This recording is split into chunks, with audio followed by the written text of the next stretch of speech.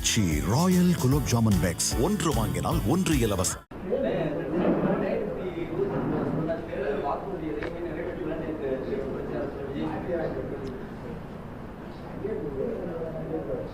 மோடிட்ட போய் கேட்க சொல்லுங்க. மோடிட்ட போய் கேட்க சொல்லுங்க. அதிமுக போய் கேட்க சொல்லுங்க. அதிமுகவை பற்றி ஒரு வரி கூட பேசல. நடிகர் விஜய் அவர்கள் அதிமுகவை பற்றி ஒரு வரி கூட பேசல. மோடி அவர்களை பற்றி சும்மா பாசாங்க பேசிட்டு போய்கிட்டு இருக்காரு. அவர் முழுக்க முழுக்க திராவிட முன்னேற்ற கழகத்தை இந்த அரசை பற்றி மட்டும்தான், அதுவும் முதலமைச்சர் குறித்து தான் பேசிக் கொண்டிருக்கிறார். 505 வாக்குறுதிகள் திராவிட முன்னேற்ற கழகம் கொடுத்திருக்கிறது. பல வாக்குறுதிகள் அல்ல. இன்றைக்கு கிட்டத்தட்ட 70-80% வாக்குறுதிகளை நிறைவேற்றி இருக்கிறோம். எந்தெந்த வாக்குறுதிகளை நிறைவேற்றி இருக்கிறோம் என்று முதலமைச்சர் பல கூட்டங்களில் பேசியிருக்கிறார். துணை முதலமைச்சர் பேசியிருக்கிறார். எங்களுடைய இயக்கத்தினுடைய 2ஆம் கட்ட தலைவர்கள், மாண்புமிகு மூத்த அமைச்சர் பெருமக்கள் பேசிக் கொண்டிருக்கிறார்கள். இந்த அரசு அமைந்து இன்றைக்கு 4.5 ஆண்டுகள் ஆகிறது. நிச்சயமாக திராவிட முன்னேற்ற கழகத்தை பொறுத்தளவில் பேரறிஞர் பெருந்தகை அண்ணாவாக இருந்தாலும், முத்தமிழறிஞர் தலைவர் கலைஞராக இருந்தாலும், இன்றைக்கு 3ஆம் தலைமுறை தலைவராக இருக்கக்கூடிய எங்கள் தலைவர் அண்ணன் தளபதியாராக இருந்தாலும், இன்றைக்கு சொல்லுகிறோம், கொடுத்த வாக்குறுதியை நாங்கள் நிறைவேற்றுவோம். இன்றைக்கு நாங்கள் பத்திரிகையாளர் சந்திப்பின் மூலமாக நடிகர் விஜய் அவர்களுக்கு நான் சொல்லிக்கொள்ள விரும்புவது, இந்த நாட்டினுடைய பொருளாதார சூழ்நிலை எப்படி இருந்தது என்று விஜய்க்கு தெரியுமா? 10 ஆண்டுகள் கஜானாவை காலி செய்து வைத்துவிட்டு, இன்றைக்கு பத்திரிகை பார்த்துருப்பீங்க, தினமலரில் படிச்சிருப்பீங்க நீங்க, 83,000 கோடி மின் வாரியத்தினுடைய கடனை அரசு செலுத்துவதற்கு இன்றைக்கு அந்த தீர்ப்பாயத்தில் போய் எப்படி கட்ட போறீங்க, ஏன் கட்டுறீங்கன்னு கேட்டதுக்கு பதில் சொல்ற நிலைமையில தான் மின்சார வாரிய ஒழுங்குமுறை ஆணையம் இருக்கு. காரணம் என்னன்னா 1.5 லட்சம் கோடி கடன்.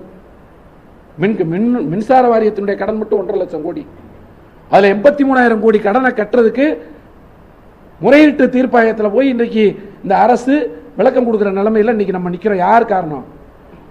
2011 2021 வரை தமிழ்நாட்டில் ஆட்சியில் இருந்த அதிமுக, ஜெயலலிதா அவர்கள், எடப்பாடி பழனிசாமி கஜானாவை மொத்தமாக சுரண்டி காலி செய்து வைத்துவிட்டு நம்முடைய தலைக்கு மேல் கடனை வாங்கி வைத்துவிட்டு போய்விட்டார்கள். அந்த நிலையில் தான் 7/5/2021 அன்று இந்த நாட்டினுடைய முதலமைச்சராக முத்துவேல் கருணாநிதி ஸ்டாலின் எனும் நான் என்கிற குரலோடு தலைவர் அவர்கள் முதலமைச்சர் பொறுப்பை ஏற்று, நான் சொன்னேன் இப்ப பேசுகிற பொழுது, 14 ஆண்டுகளுக்கு பிறகு இரட்டை இலக்கை பொருளாதார வளர்ச்சியை நாம் தொற்றிருக்கிறோம். வாக்குறுதிகளை நிறைவேற்றுவோம். நிறைய மக்களுக்கு இன்றைக்கு பாருங்க, மக்கள் ஒரு குடும்பத்தினுடைய பொருளாதார வளர்ச்சி இன்றைக்கு தமிழ்நாட்டில் உயர்ந்திருக்கிறது. தனிநபர் வருமானம் உயர்ந்திருக்கிறது. நான் சொல்லவில்லை, ஒன்றிய அரசினுடைய புள்ளி விவர அந்த துறை அவங்க கொடுத்திருக்காங்க. ஒவ்வொரு மாநிலத்தை பற்றி அவங்க வெளியிட்ட அறிக்கையில் சொல்லியிருக்காங்க தமிழ்நாட்டினுடைய வளர்ச்சியை பற்றி. ஆக அதாவது நம்ம கொடுத்த வாக்குறுதிகளையும் நிறைவேற்றணும், நாட்டினுடைய பொருளாதாரத்தையும் பாதுகாக்கணும், இன்னொரு பக்கம் பொருளாதாரத்தை வளர்ச்சி அடைய வைக்கணும், உற்பத்தியை கூட்டணும், ஜிடிபியை கூட்டணும்.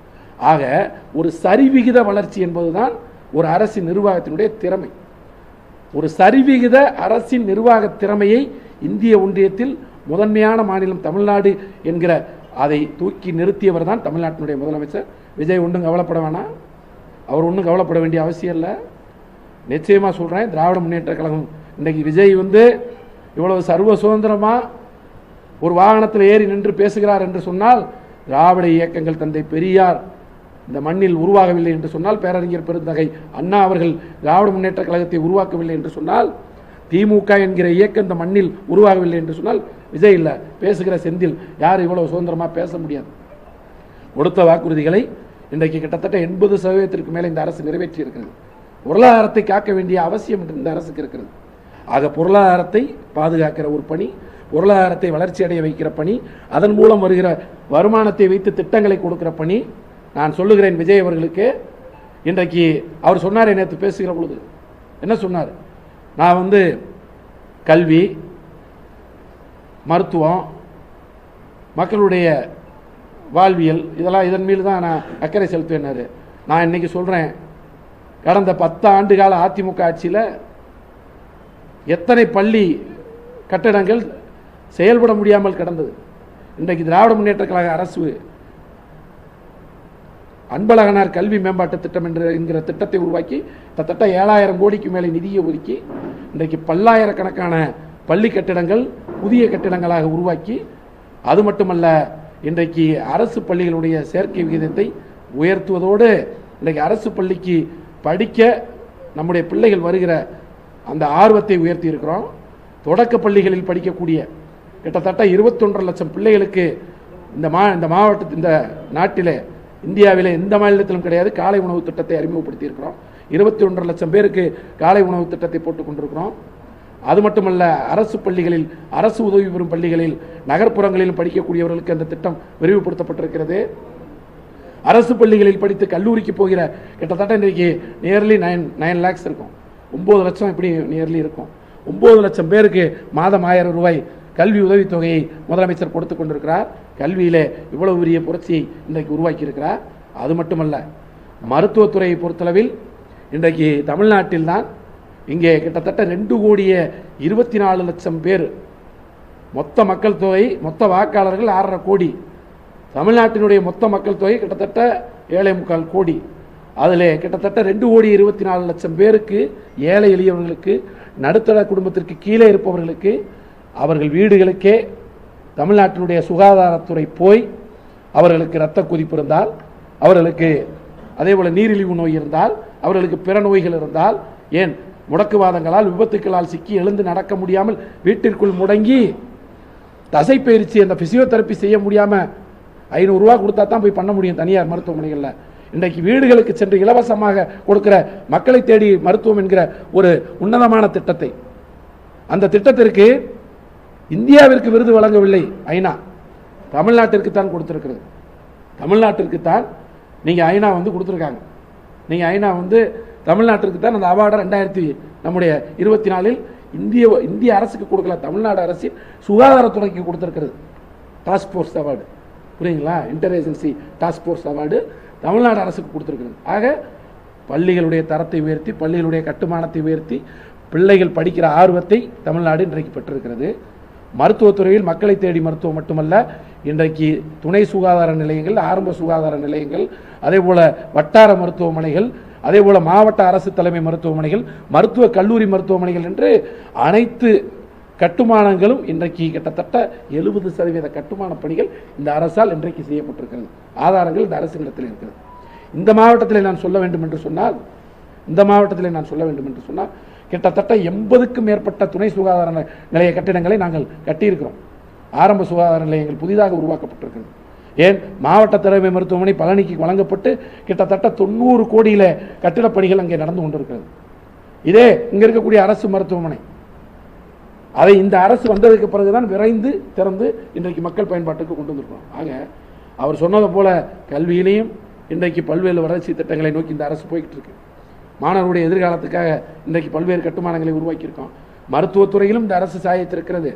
அதே போல மக்களுடைய வாழ்வியல், அதுலேயும் பார்த்தீங்கன்னா மகளிர் உரிமை தொகை, விடியல் பயணம், இது போக கலைஞர் கனவு இல்லம், கிராமப்புற சாலைகள் திட்டம், இப்படி அத்துணை திட்டங்களையும் இந்த அரசு செய்திருக்கிறது. விஜய் அவர்கள் கவலைப்பட வேண்டாம். அவர் நினைக்கிற மாதிரி எல்லா வாக்குறுதிகளையும் திமுக 2வது முறை ஆட்சிக்கு வந்து மாண்புமிகு தமிழ்நாட்டினுடைய முதலமைச்சர் அவர்கள் மீண்டும் தமிழ்நாட்டினுடைய முதலமைச்சராக நிறைவேற்றுவார். நிச்சயமாக நிறைவேற்றுவார். விஜய் பார்ப்பார். எடப்பாடி சுற்றுப்பயணத்தில் இதே மாதிரி தான் சொன்னாரு. ஏற்கனவே கொடுத்த வாக்குறுதிகள்ல 90% அவங்க செய்யல. அதே மாதிரி நாங்க கொண்டுட்டு வந்த குடிமராமத்து, குழந்தைகளுக்கான லேப்டாப் எல்லாத்தையுமே முடங்கிட்டாங்க அப்படின்னு சொல்லி சொன்னாரு. அதை பத்தி உங்களுக்கு குடிமராமத்து எப்படி பண்ணாங்கன்னு உங்களுக்கே தெரியும். குடிமராமத்து செஞ்சது அது அவருடைய கட்சியில் இருக்கக்கூடிய நிர்வாகிகளை குளிர்விப்பதற்காக கொண்டு வரப்பட்ட ஒரு திட்டம். எங்கே குடிமராமத்து நடந்துச்சு? குடிமராமத்தால் யாருக்கு என்ன பயன் அங்கே இருந்துச்சு சொல்லுங்கள். அவர் ஒரு குறிப்பிட்ட ஏரியாவில் குடிமராமத்தால் பயன் அடைஞ்சிருக்காங்க. நான் மறுக்கலை, நானும் எதிர்க்கட்சியில் சட்டமன்ற உறுப்பினராக இருந்தேன். ஆக அந்த திட்டம் அவர்களுடைய பகுதிகளுக்காக உருவாக்கப்பட்டு ஒட்டுமொத்தமாக தமிழ்நாட்டுக்கு கொண்டு வரப்பட்டதை போல ஒரு இமேஜ் பண்ணியிருக்காரு. சில இடங்களில் இந்த திட்டம் வெற்றி அடைந்திருக்கிறது. ஆனால் பல இடங்களில் இந்த திட்டம் மக்களை சென்று அடையவில்லை. இதுதான் எடப்பாடி. அது அவரே சொல்லிக்கிறார். நான் குடிமராமத்து நாயகன். அவங்க கட்சிக்காரங்க சொல்லிக்கிறாங்க. ஒன்று, நீங்கள் லேப்டாப்பை பற்றி சொன்னீங்க. லேப்டாப்பை பொறுத்தளவில் மாண்புமிகு தமிழ்நாட்டினுடைய முதலமைச்சர் 20 லட்சம் மாணவர்களுக்கு லேப்டாப் கொடுப்பதற்கு திட்டம் அறிவித்து அதற்கு நிதியையும் ஒதுக்கி இன்னைக்கு பார்த்தீங்கன்னா டெல்லு, அதே போல் ஏசர் நிறுவனங்களோடு ஒப்பந்தம் முடிந்து அந்த கணினிகள் தயாரிக்கிற பணி அங்கே நடந்துகிட்டு இருக்கு. நிச்சயமாக இந்த ஆண்டுக்குள்ளே அந்த 20 லட்சம் பேருக்கு லேப்டாப் கொடுக்குற பணியை இந்த அரசு தொடங்கும். தமிழக அரசு இதுவரைக்கும் வந்து கடன் வாங்கினதே முதலிடமா இருக்கு. அதே போல மருத்துவமனையும் பார்த்தீங்கன்னா பல லட்சம் இதை வந்து கடன் சுமை வந்து ஏற்றிருக்கிறாங்க. கடன் ஏற்கனவே வாங்கி வச்சுட்டு போயிட்டாங்க. அவங்க வாங்கின கடனுக்கே வட்டி கட்ட முடியாமல் தான் தமிழ்நாடு அரசு இருந்துச்சு. அந்த நிலையில தான் தமிழ்நாடு அரசு பொறுப்பு மாண்புமிகு முதலமைச்சர் அவர்கள் பொறுப்பேற்றார்கள். ஆக ஏற்கனவே கடனில் இருக்கோம், இருக்கிற கடனுக்கு வட்டி கட்டணும். நீங்கள் உங்கள் சாதாரண ஒரு குடும்பத்தில் சொல்கிறேன், ஒரு குடும்பத்துக்கு 2 லட்ச ரூபா கடன் இருக்குன்னு வச்சுக்கோங்க. அந்த குடும்பத்தில் 2 லட்ச ரூபா கடனுக்கு வட்டி 20,000 ரூபா, ஒரு குறைந்தபட்சம் ஒரு 10,000 ரூபா கட்டணும்னா நீங்கள் 20,000 ரூபா சம்பாரிச்சா தான் 10,000 ரூபா நீங்கள் கட்ட முடியும். ஒருவேளை நீங்கள் 20,000 ரூபா சம்பாதிக்க முடியல, நீங்கள் வெறும் 7,000 ரூபா 8,000 ரூபா தான் உங்களால் சம்பாதிக்க முடியுதுன்னா நீங்கள் கடனை கட்டுறதுக்கு கடன் வாங்கித்தான் ஆகணும். இந்த நிலைமையில தான் தமிழ்நாட்டை எடப்பாடி பழனிசாமி விட்டுட்டு போனார். புரிஞ்சுக்கிட்டீங்களா? இந்த நிலைமையில தான் எடப்பாடி பழனிசாமி அதிமுக தமிழ்நாட்டை விட்டு போனார்கள். ஆக எல்லா அரசுகளும் கடன் வாங்கும், ஆனால் அந்த கடனை கட்ட வேண்டும். அந்த கடனை கட்ட வேண்டும். குறிப்பாக பார்த்தீங்கன்னா மஞ்சள் நோட்டீஸ் விட்டுட்டு போகிற நிலைமையில் யாரும் போயிடக்கூடாது. தமிழ்நாட்டை அந்த நிலைமைக்கு தான் கொண்டு போய் விட்டது அதிமுக அரசு, எடப்பாடி அவர்கள். எனவே தமிழக அரசை பொறுத்தளவில் நம்முடைய அரசினுடைய ஏற்கனவே இருக்கக்கூடிய கடன், அதை சமாளிக்கணும்.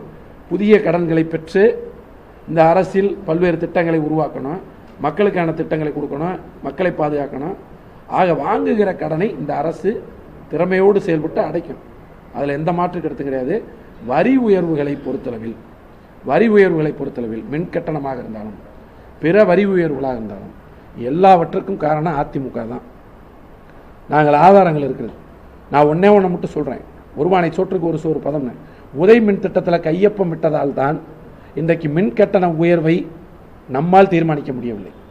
இன்றைக்கி நம்மால் மின் கட்டண உயர்வை நம்ம போய் கருத்து சொல்கிற இடத்துலையும் பரிந்துரைகளை கொடுக்குற இடத்துல தான் மாநில அரசு இன்னைக்கு இருக்கோம். இந்த நிலைமைக்கு நம்ம போனது காரணம் உதய் மின் திட்டத்தில் போய் அதிமுக கையொப்பம் விட்டதால் தான். இதை போலத்தான் பிற வரிகள் பூரா பார்த்தீங்கன்னா கிராஜுவலாக ஏற்றிருக்கணும். சரி, ஒன்று தெரிஞ்சு வச்சுக்கோங்க, நீங்கள் கொஞ்சம் கொஞ்சமாக ஏற்றணும், மக்களுக்கு சிரமம் இல்லாமல் ஏற்றிருக்கணும். நீங்கள் அதை பற்றியே சிந்திக்காமல் விட்டு இன்றைக்கு ஒட்டுமொத்த கல்லையும் தமிழ்நாட்டு மக்களின் மீது போடுகிற அளவிற்கு ஒரு சூழ்நிலையை போடலை. முதலமைச்சர் காப்பாற்றுவார்.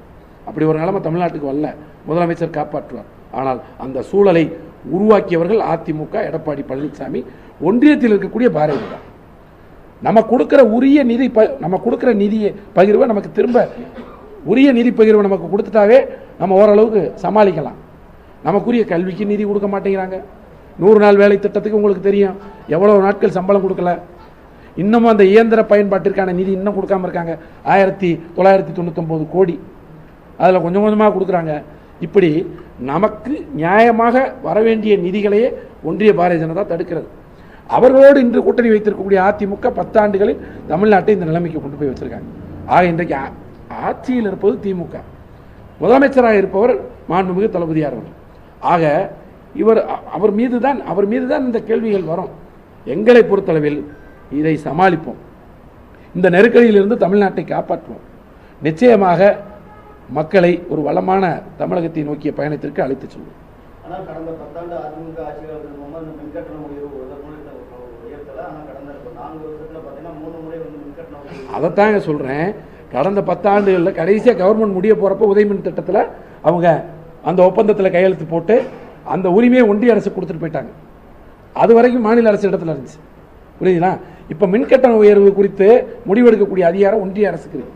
நம்ம போய் பரிந்துரை தான் கொடுக்க முடியும், நம்ம போய் கருத்துக்கள் தான் சொல்ல முடியும். உயர்த்தாதீங்க, இந்த அளவுகோல் வைங்க, நம்ம கேட்க முடியும்.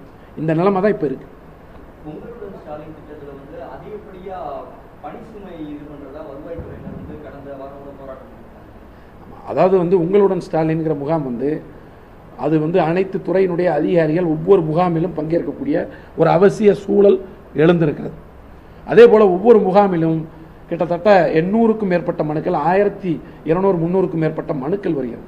ஆக ஒவ்வொரு முகாம் முடிந்ததற்கு பிறகு அந்த மனுக்கள் பரிசீலிக்கிற பணி, அதில் தகுதி வாய்ந்தவர்கள், தகுதி பெற இயலாதவர்கள் என்ற பட்டியலை பிரித்து அதை அரசின் கவனத்திற்கு அனுப்ப வேண்டிய ஒரு அவசிய சூழல் இருக்கிறது.